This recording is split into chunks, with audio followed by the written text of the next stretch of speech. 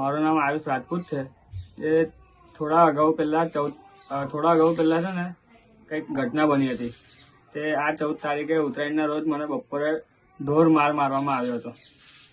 તેનું નામ છે સની ચિત્તે, નિલેશ, ગણેશ અને એક શંભુ કરીને નામ છે, જેનું નામ છે નિકુલ ચૌહાણ, જે બીજેપીમાં જોડાયેલા છે.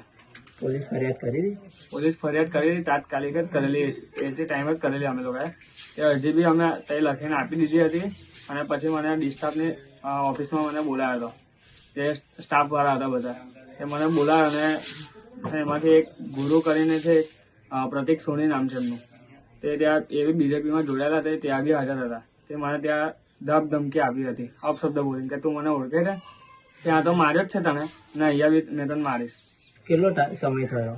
72 કલાક જેવું થઈ ગયું છે, પણ હજુ સુધી મને કોઈ આમ ન્યાય મળ્યો જ નથી. એફઆઈઆર થઈ ગઈ?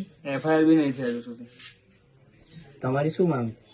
માંગ તો મારી એક જ છે, લોકોને કડકથી કડક સજા આપો અને મને ન્યાય આપો એ લોકોને.